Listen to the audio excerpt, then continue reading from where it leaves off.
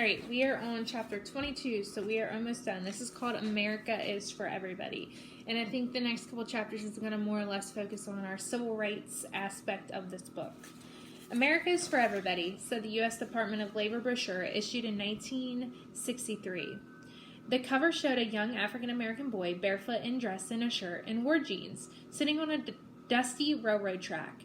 In the text, President John F. Kennedy and Vice President Lyndon B. Johnson described the social and economic progress that African Americans had made since the end of slavery 100 years before. One of the inspirational photographs inside the pamphlet showed Katherine Johnson working at her desk at Langley, already hard at work on the calculations that would one day help send an astronaut to the moon. The same year that the brochure was published, A. Philip Rudolph, the civil rights leader who had pushed President Roosevelt to open war jobs to African Americans during World War II, planned a march on Washington for jobs and freedom, inviting political and religious leaders and even well-known singers of many backgrounds to participate. On August 28, 1963, an estimated 300,000 people marched through the nation's capital, gathering on the National Mall to hear a series of speeches. The defining moment of the event came with 34-year-old Dr. Martin Luther King Jr. addressed the crowd. Shortly after he began speaking, Marlon Jackson, one of the singers who had been invited to perform at the event, urged Dr. King to share his deepest feelings with the crowd. "Tell them about the dream, Martin," she said to him, urging him to speak to the crowd from his heart. King knew she was right. He set aside his prepared remarks and put both hands up. He then gave his country and the world 17 of the most memorable minutes in history. Minutes in history. Dr. King's "I Have a Speech" reminded all of these citizens of the nation that African Americans' dreams and the American dreams were one and the same. The dream of Langley. In many ways, Dorothy Vaughan was living the American dream. The director of Langley Research Center sent Dorothy a letter acknowledging her 20 years of service to the federal government. He presented her with a gold and ruby label pin during the center's annual award ceremony. By the standards of their families and many associates, Dorothy and other African American employees at NASA had secured professional jobs in respect to their colleagues. They were part of the visions that Martin Luther King Jr. and President Kennedy and Johnson had for a more tolerant and just America. But there was still progress to be made, even at Langley. Of all the black employees working in the research at Langley in the early 1960s, there were only 5 categorized engineers and 16 with the title mathematicians, including Dorothy. Langley director wrote to NASA headquarters in Washington, D.C., lamenting that very few Negroes were applying for open science and engineering positions at the laboratory. There is no doubt that one of the reasons that they do not apply is that they do not believe that living conditions in the area would be favorable to them because Langley Research Center, which is completely integrated, is situated in a community where social segregation based on color is still a practice to a certain extent, he wrote. Langley redoubled its recruiting efforts. In the mid-1960s, with dreams of working at NASA, greater number of African American college students found their way to the Research Center. The next generation.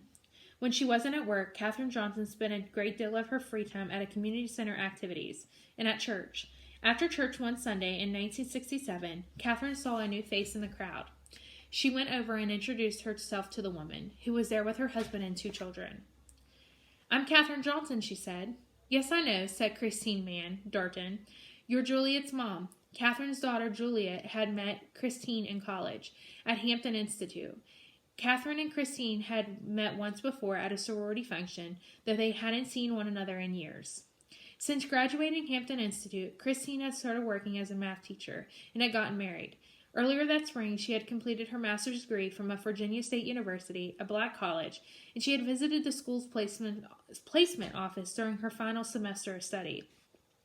"We wish you'd be here yesterday," said the placement officer. "NASA was here interviewing." The woman handed Christine an application for a federal employment. Christine applied, and NASA offered her a position as a data analyst. Once in Hampton Roads, she saw Katherine Johnson and other former West computers on a regular basis, both at work and in the community. Christine had gone to school with Katherine's daughter, and she had already felt a connection to her. Christine was part of the next generation of women of NASA, those who would rely on their pioneers like Katherine and Dorothy and Mary for inspiration and guidance. Katherine Johnson invited Christine to join the choir at church. The two women who got to know one another outside of the office, but they worked together. Because Katherine was the most modest, it would be years before Christine knew the full scoop of her work. When someone acknowledged her achievements, Katherine said, "Well, I'm just doing my job." For Katherine, doing her job meant quietly sharing the joy when positions went well, as well as grieving with others when missions failed. Like the others at NASA, Katherine was devastated in January 1967 when an electrical fire on the board of the Apollo 1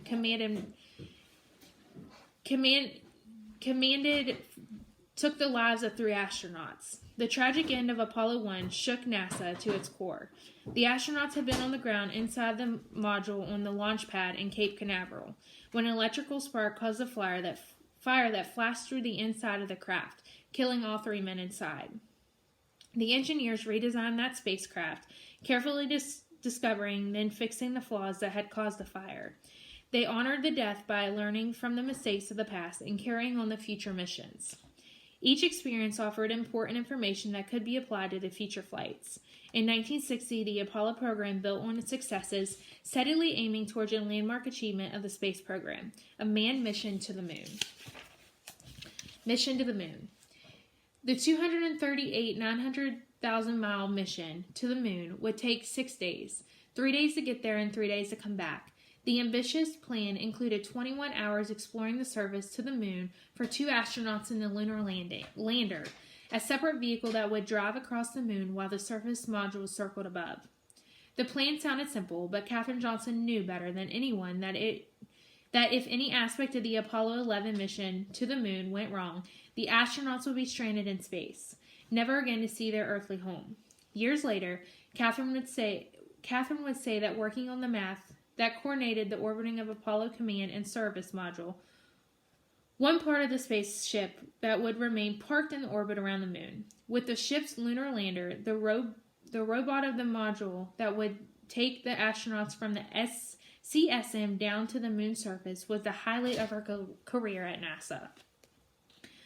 The leadership of the Space Task Group set at risk standards of 3 nines for the space mission. In other words, it required that every aspect of the program, every part, every plan, every person succeeded 999 times out of 1,000.